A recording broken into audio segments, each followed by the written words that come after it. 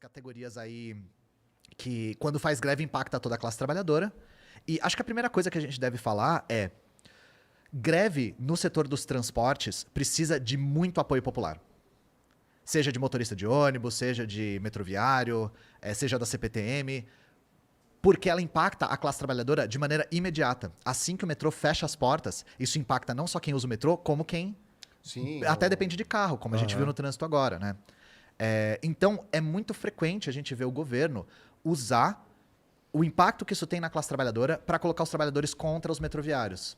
Isso é muito explorado. Eu acho que a primeira coisa que a gente tem que entender a respeito dessa greve é por que ela está acontecendo. É muito comum vocês abrirem jornais, tipo G1, e tá falando da greve, mas não tá falando das demandas. Você não saber as demandas, você não entende por que eles pararam. Exato. Você não entender por que eles pararam, dificulta você empatizar com aqueles trabalhadores. Fazer a leitura correta do cenário. Né? E aí tem alguns fatores. Tem vários, mas tem 3 principais. O primeiro é: o metrô está há 3 anos sem pagar a participação nos rendimentos, que é uma espécie de bonificação anual que eles recebem, e há 3 anos eles não estão pagando, estão dando calote. Então, para vocês terem uma ideia, eles não entraram em greve por conta disso no primeiro ano do calote, estão entrando no 3º ano do calote. E a resposta do metrô foi fantástica, que foi assim: a gente pagou tudo que a gente devia. Próximo parágrafo: a gente não tem recursos para pagar o abono. Metrô, na moral, ou você pagou tudo, ou você não tem recurso. Não dá para pagar tudo e não ter recurso. Não dá para fazer as duas coisas. Tá? A resposta foi péssima. E sim, o metrô deu um calote nos trabalhadores.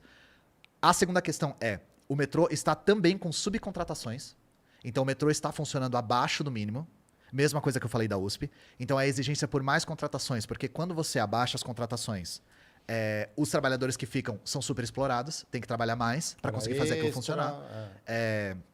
E isso, hora extra, fazendo vista grossa, de um jeito bastante dúbio, né? E eles têm uma questão também de recontratar quem foi aposentado compulsoriamente. Então, são basicamente essas demandas que eles têm. Eles estão também combatendo as privatizações do metrô, que essa é uma demanda mais ampla, porque se a gente for observar, por exemplo, na CPTM, as linhas que foram privatizadas são as que têm o pior serviço hoje. A linha Esmeralda é um desastre, É a linha que mais teve acidente e paralisação. Então, eles estão combatendo isso também, porque isso aumenta a tarifa a longo prazo, e isso também piora o serviço. Só para vocês terem uma ideia, a linha amarela, que é a linha privatizada, basicamente o metrô paga para a linha funcionar. O Estado gasta mais com a linha privatizada, porque eles pagam um subsídio referente à passagem, que é R$ 4,40, e pagam mais R$ 1,92 para cada passageiro. Ou seja, o governo gasta R$ 1,92 a mais para cada passageiro na linha privatizada. Essa ideia de que a privatização da linha vai desonerar o Estado é uma mentira. O Estado está gastando mais. Então, é pior para todo mundo, sabe? E aí eles paralisaram depois de bastante deliberação. O sindicato dos metroviários é muito grande em São Paulo. Ele é muito forte. E aí o que eles fizeram? Como foi essa greve? Ontem, eles decretaram greve a partir da meia-noite de hoje. Sim. Só que a ideia não era paralisar. A ideia era fazer catraca livre. O que eles queriam? Fazer catraca livre, continuar trabalhando para não prejudicar a população, mas, ao mesmo tempo, pressionar o metrô e o governo a atenderem as demandas. O Tarcísio recusou a proposta, o metrô recusou, o governador recusou a proposta, e aí, às 4h40, eles fecharam o metrô não estava funcionando. Antes do meio-dia, por volta das 10, 11, acho que foi mais ou menos esse horário, aí a pressão começa a ficar muito forte, né? Os trabalhadores não conseguem sair de casa, as próprias empresas privadas não conseguem ter os seus trabalhadores trabalhando, a pressão é muito grande mesmo. E aí o governo falou: beleza, a gente faz catraca livre, mas vocês voltam ao trabalho. Os trabalhadores se colocaram a postos e falaram: vamos entrar quando o metrô mandar. E a ordem nunca veio. A ordem do metrô para abrir não chegou. E aí, enquanto isso, chega a notícia de que o Tarcísio tinha ido na justiça para decretar a ilegalidade da greve.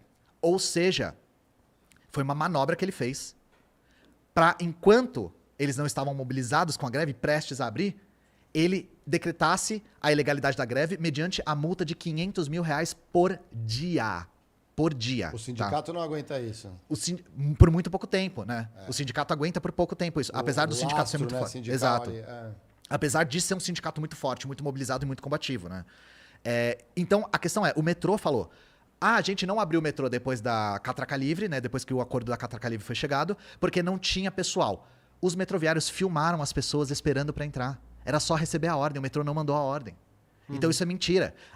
azar do metrô que hoje em dia todo mundo tem celular e consegue provar que eles estão mentindo, sabe? Então, até segunda ordem, a greve não está suspensa, porque não só ele não atendeu as demandas e se recusa a reconhecer a greve como legítima, como fez uma manobra que prejudicou tanto os metroviários quanto a população.